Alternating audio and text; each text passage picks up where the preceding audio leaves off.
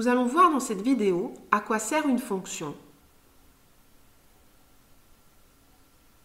Les fonctions servent à modéliser deux types de phénomènes. Les phénomènes continus et les phénomènes discrets. Mais qu'est-ce que cela veut dire? Voyons tout de suite un exemple. Considérons la situation suivante. Mathilde veut faire le plein de sa voiture. Son réservoir peut contenir au maximum 40 litres d'essence.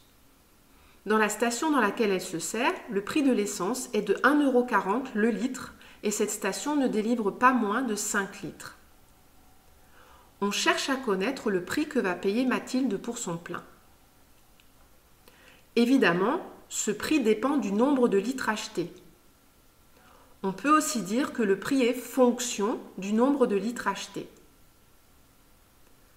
On sait déjà que dans notre situation, le nombre de litres ne pourra pas être inférieur à 5, puisque la station ne délivre pas moins de 5 litres, et ne pourra pas non plus être supérieur à 40, puisque le réservoir de Mathilde ne peut pas contenir plus de 40 litres. Commençons par calculer le prix pour un certain nombre de litres achetés et consignons les résultats dans un tableau dans lequel on mettra sur la première ligne le nombre de litres et sur la deuxième ligne le prix en euros correspondant. Calculons par exemple le prix à payer pour 5 litres, 12,5 litres, 26,3 litres et 40 litres d'essence achetée. Si Mathilde achète 5 litres d'essence, combien va-t-elle payer? On sait que 1 litre d'essence coûte 1,40 €. Donc 5 litres d'essence coûte 5 fois plus. Il suffit donc de multiplier 5 par 1,4, ce qui donne 7. Pour 5 litres d'essence, Mathilde paiera donc 7 €. Calculons maintenant le prix à payer pour 12,5 litres. 12,5 multiplié par 1,4 égale 17,5. Donc, pour 12,5 litres d'essence, Mathilde paiera 17,50 €. Nous faisons de même pour 26,3 litres. On obtient 36,82 €. Et pour 40 litres, on obtient 56 €. Pour trouver le prix à payer, nous avons multiplié le nombre de litres achetés par le prix d'1 litre. D'une manière générale, si Mathilde achète X litres d'essence, combien va-t-elle payer? X est le nombre de litres achetés. On le multiplie par 1,4, ce qui donne 1,4x lorsque l'on simplifie l'écriture.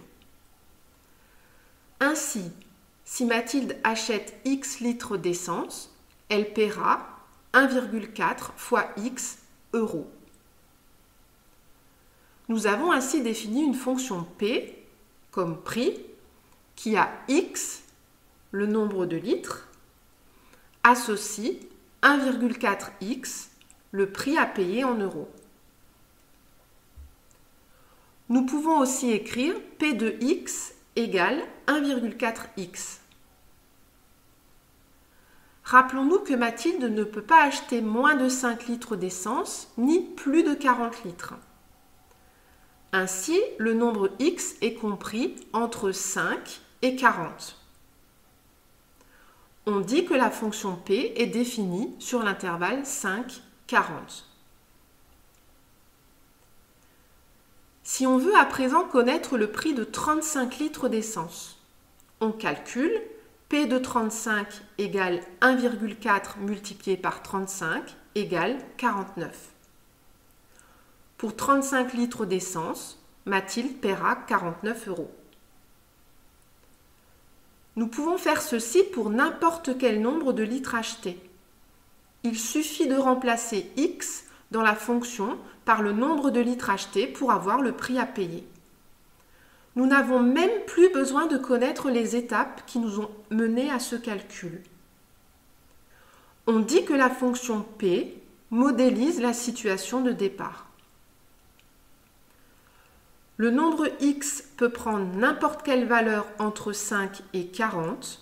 C'est pour cela que l'on dit que le phénomène étudié ici est continu.